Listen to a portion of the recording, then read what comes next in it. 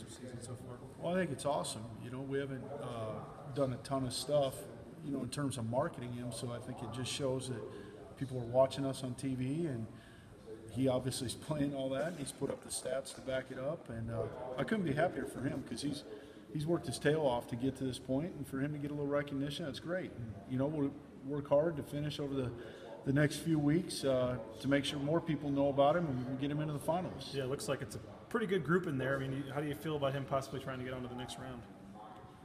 That's out of our control.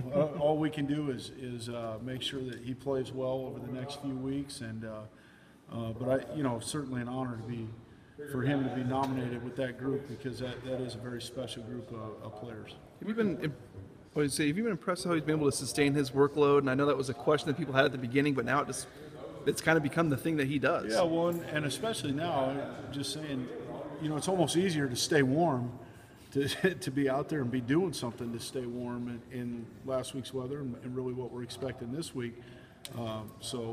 But no, I mean, he trains his butt off to keep his body in shape. He rehabs, he works hard, you know, good diet, all those things. So, no, I'm not surprised. Is he, I mean, in your coaching career, sorry to ask you to compare, but how does he rank up with some of the backs you've seen? Gosh, I mean, he's as good as anybody. We've been, you know, I missed a few of the guys here, but we had some pretty good ones while I was here.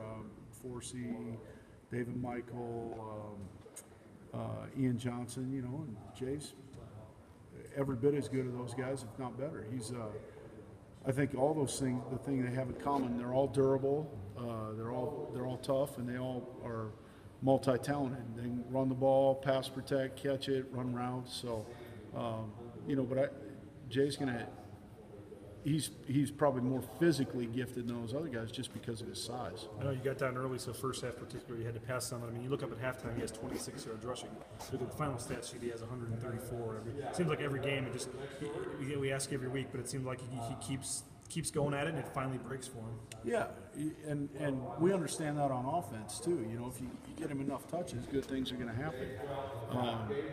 You know, and some of that we just as an offense weren't clicking and weren't able to sustain drives and get him enough carries to get over that mark, and we did in the second half. And it's funny, you know, I mean, it all works together, but obviously the better the offense clicks as a whole, the more holes that are open, but the flip side is the better he runs, the more that opens up other stuff. And we're always going to be balanced, and we need to be able to run when we need to run and pass when we need to pass. And he's a guy that, hey, if we can get everybody just kind of on the interior and the front block, he's probably going to make us a few yards. How can he still get better? You know, I mean, just we're always working on little technique stuff and footwork, and but he's playing at a high level. I mean, we're trying to refine little things so we are getting better every day because we all understand nobody's perfect. When you come to this time of year and it's cold and you're playing conditions and stuff like that, I guess I'm even going to group the offensive line into this group. But when you know, defense knows what you might be doing, I mean, it's happened a few times in the last couple of weeks where.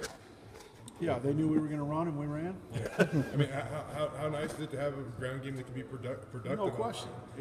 Like I said, I mean, there's times you need to run. They know you need to run, and you got to be good at running the football. And to have a guy that, hey, maybe it doesn't all.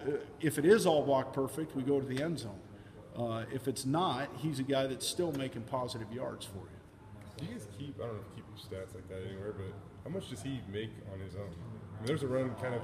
He broke that 28-yarder over the right side. I mean, he kind of created that by himself.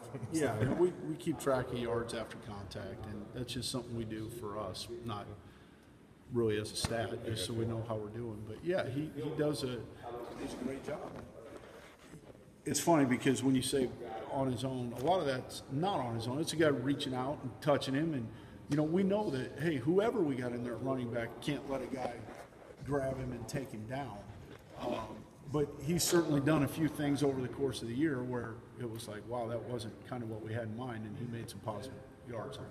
What did you see on that fake punt? It seemed like that was a huge momentum change in the game, and I guess some of the players were saying that you guys have kind of had that ready to go for several weeks now, and you finally got the right look. Yeah, and you know, I mean, there's always times maybe we could have done it earlier and just hadn't needed it. We just really felt like we needed something, and we got the right look, and our guys did a great job of executing.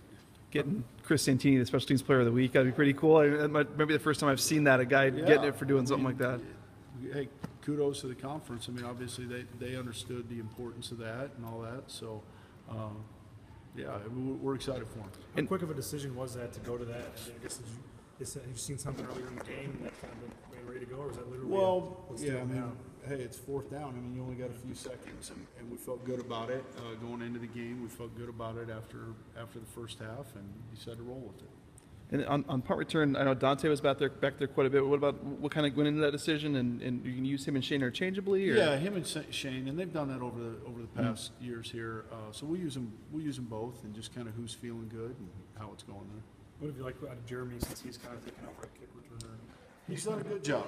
We're still waiting to crack the big one. He was close a couple times, but he's a guy that doesn't all have to be perfect because he does have that running back in him, run through some arm tackles and attack the return. He's got good vision.